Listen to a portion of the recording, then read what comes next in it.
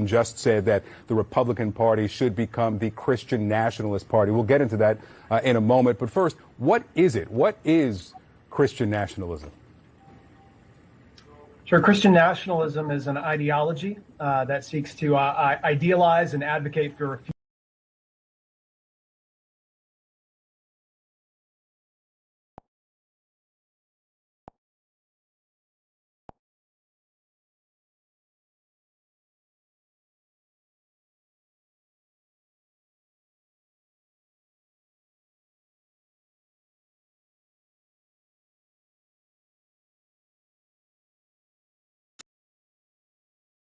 or very deep or well below 2 degrees, what we are trying to do.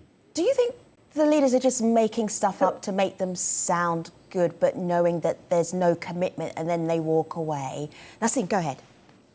May I just also mention that there are certain categories of populations who are simply off the radar in the broader talk on climate change, and especially the impact of heat and heat waves. So heat is a complex thing. And so there's a particular category of populations across the world, and that's migrants and refugees, asylum seekers, people on the move across borders, within territories. So the International Displacement Monitoring Center took out a report in 2021, and it estimates that something like 30 million people were displaced largely, and these displacements can be attributed to climate events.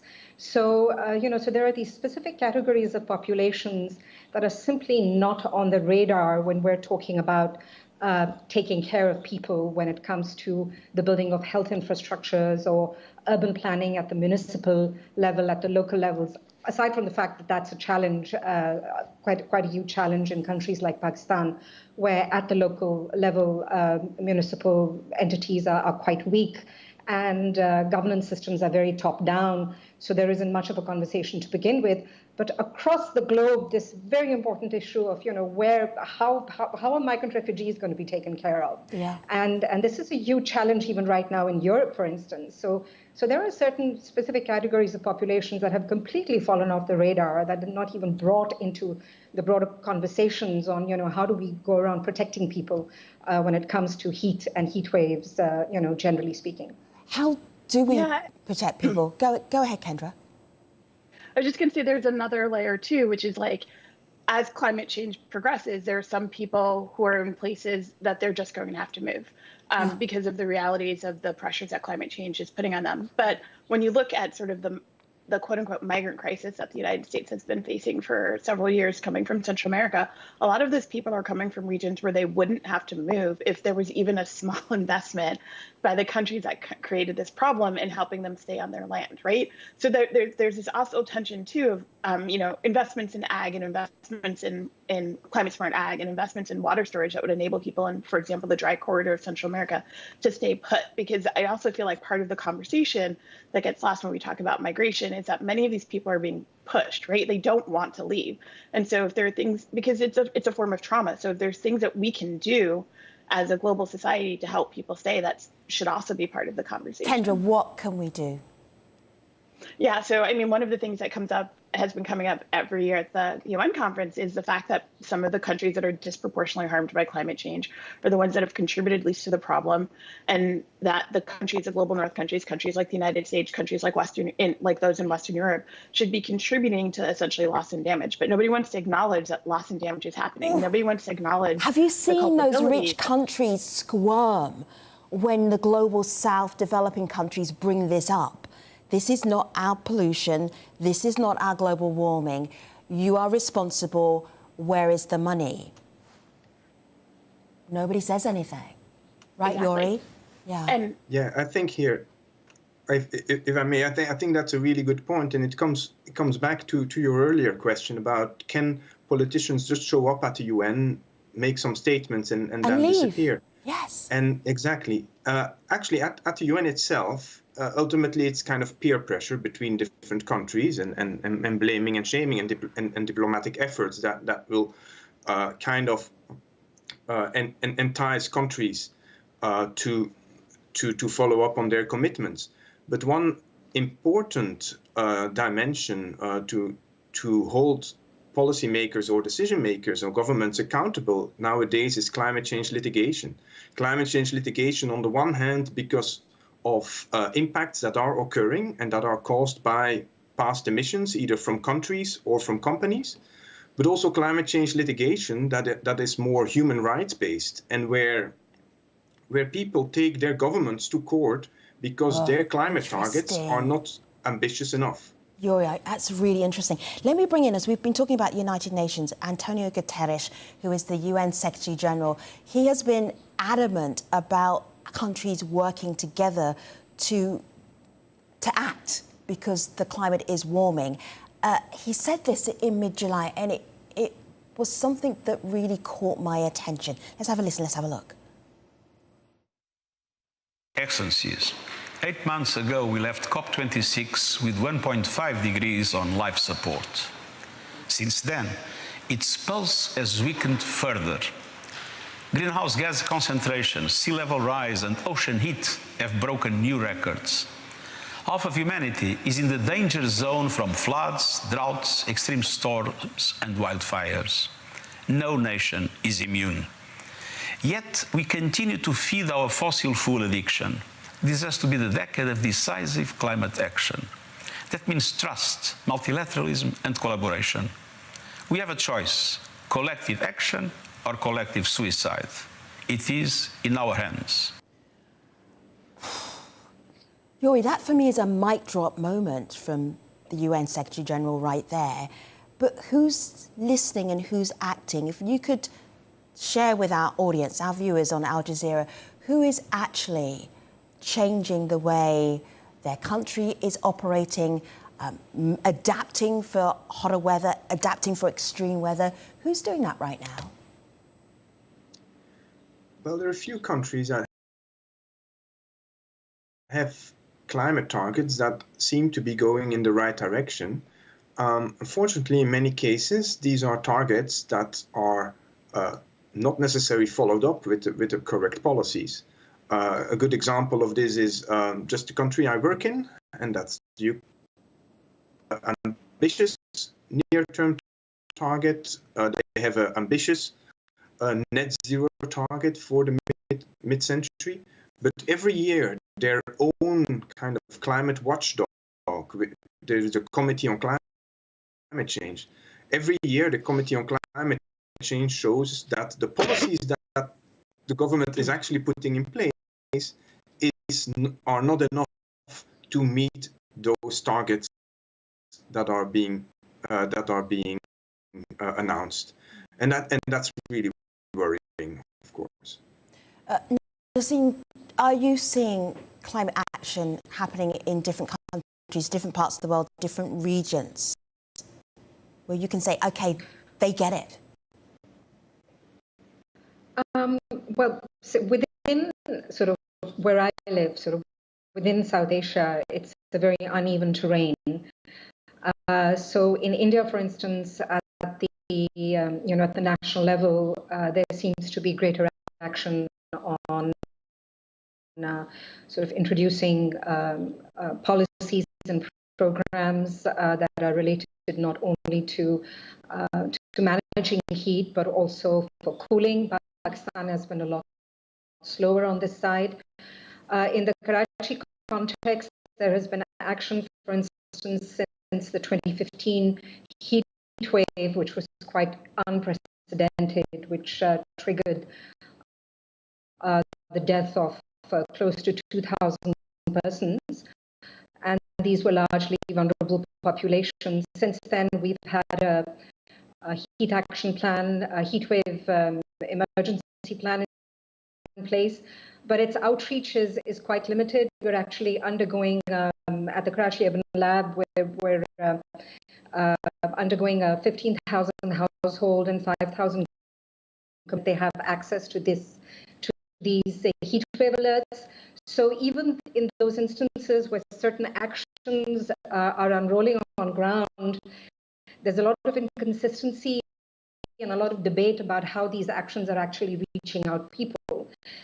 And then there is also this very big question of, what do we mean by adaptation in the context when we talk about when we use the word adaptation in this context, or is the word risk mitigation and risk management more appropriate? What's the difference? And I think what's the difference? So, well, first of all, I mean, physiologists have a lot more to say about, the extent to which the human body can adapt to these crazy temperatures.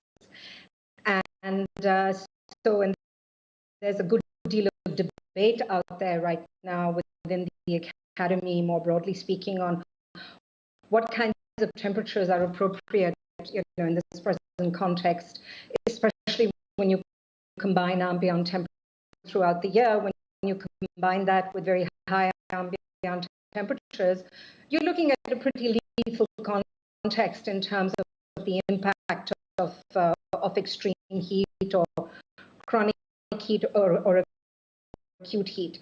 So in these contexts, there's a big question mark. What do we really mean by adaptation? So risk mitigation are the small things that we can do, which is introduce cooling centers, implementing and putting in place really, really solid health infrastructures, and also putting in place the kinds of urban planning interventions that make cities resilient. And these are the kinds of things actually that are not happening on ground at all. And in fact, we're just pouring more asphalt, cement, concrete into our built environment, which is Naseem, Kendra, I want to share with you a youngster, because I think often right now when we're talking about climate activists expecting from global leaders, have a listen to her, and then I'd like you to react immediately at the end of the video. Here she is. Well, we want clean air to breathe, clean water to drink, and clean planet to live. Asking clean air to breathe, clean water to drink, and clean planet to live. It's all our basic rights. You can just see how millions of children are dying due to the air pollution crisis, and how millions of people are suffering due to the heat wave crisis in Asia and in Europe.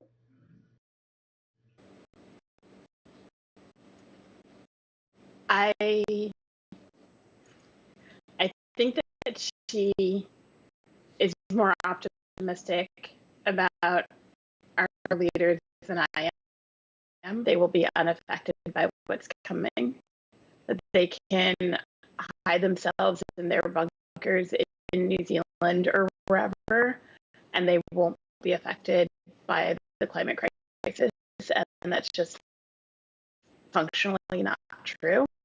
And because that they've been able to sort of protect themselves from so many of the harms that have occurred so far, that it's hypocrisy. Many of our leaders are in their 70s or in their 80s, and they're not going to live to see the worst effects of it. And you often hear that in their rhetoric, right? They're talking, right? Like this isn't a future problem, and that's what I think so many people still struggle with. Is it's not a future problem, it's here. There's an incident like a heat wave or maybe a flood, and they recognize that extreme weather event, but they call it a natural disaster when there's nothing natural about it, and then they forget about it the second it's over. Kendra, you answered the question that we started with. I'm just going to go to my laptop before going to you, Yuri, and then finally you, Naseem. You have a minute each. Will extreme weather spur world leaders to act? what others have said, I think it's really important to understand that there's also limits to adaptation, limits that are increasingly humans don't function anymore, or beyond which our crop production and our food production is severely impaired. And I think that is something to keep in mind, and is a high risk that we need to be able to mitigate. Nasim.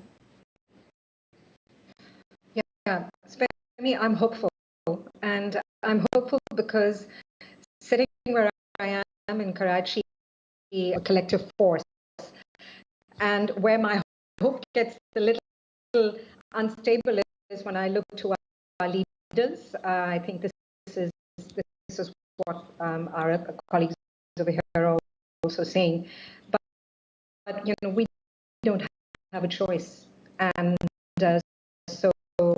so we have to act fast, and we have to act urgently. Mm-hmm. Just going to end with some comments from our YouTube viewers. Thank you so much. I love that the bodies prosecuting have no teeth to enforce. And then Gary Hoover, thank you, Gary, on YouTube as well. I'd like to see the emphasis on local bi-regional self-sufficiency combined with preparing for influx of climate refugees.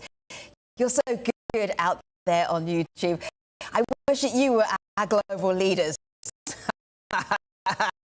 Then we might get some.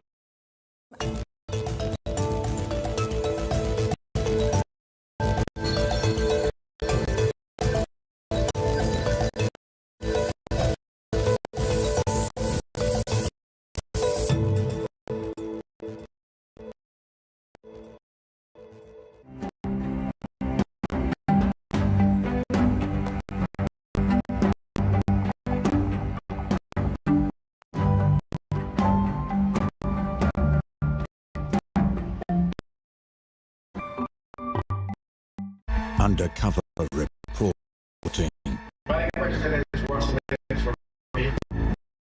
Exclusive stories. Explosive results.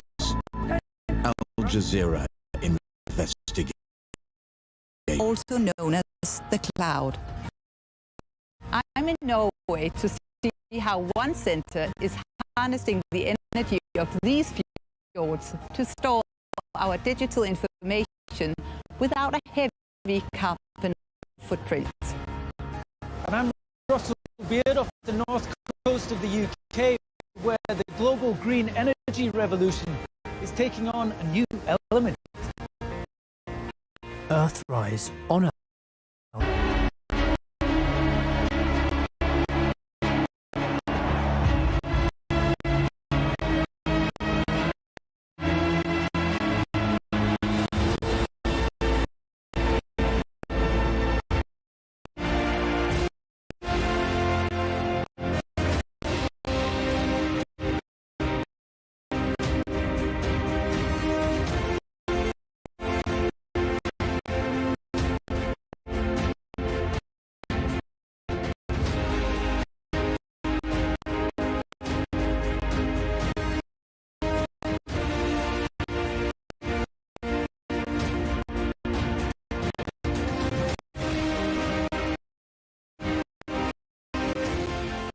Sheikh Tamim bin Hamad Al Thani International Anti-Corruption Excellence Award. Vote now for your hero. Hello,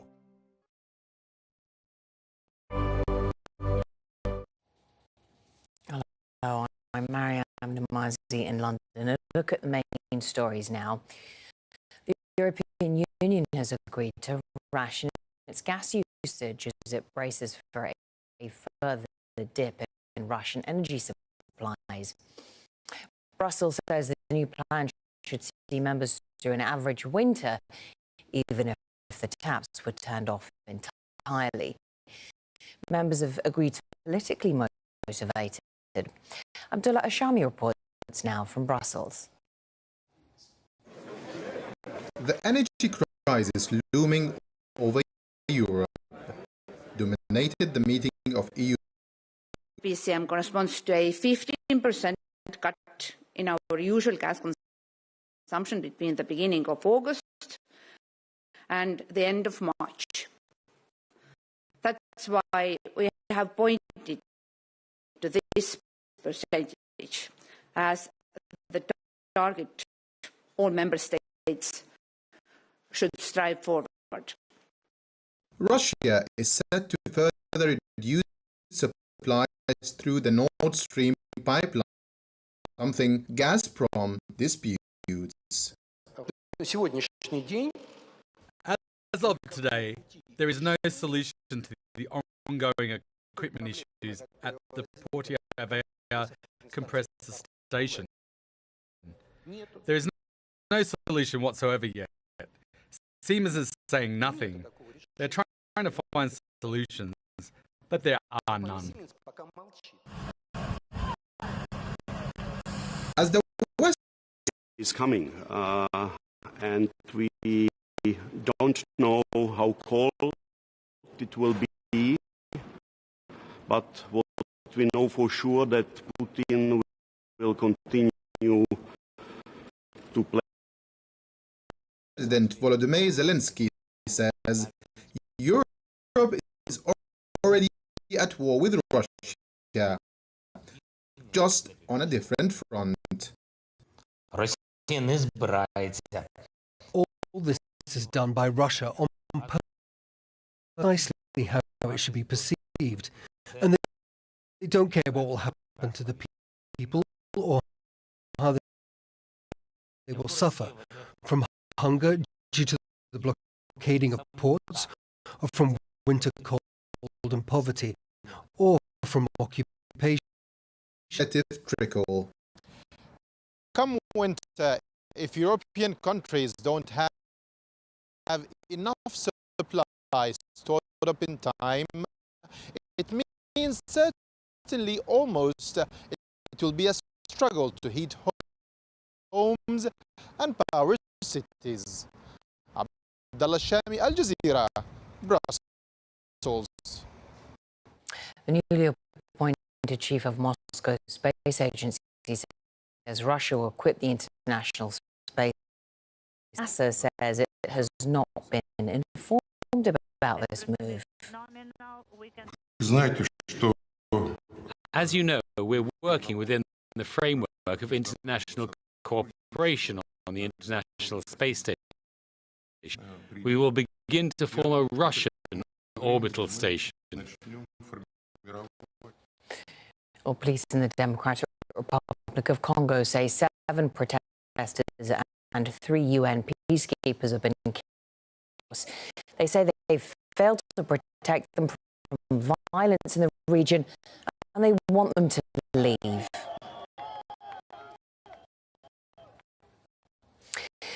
And firefighters in the USA, they are making progress in battling California's largest wildfire this year, with more than a quarter of the blaze near Yosemite National Park contained.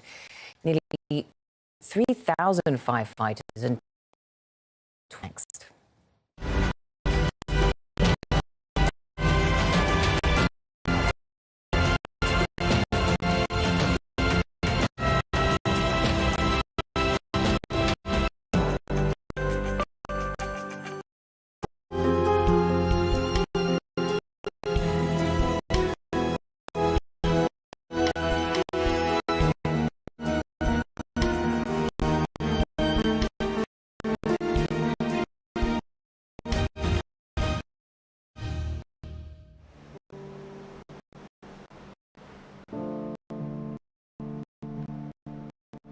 شمس الهوى في النور الحب أشهى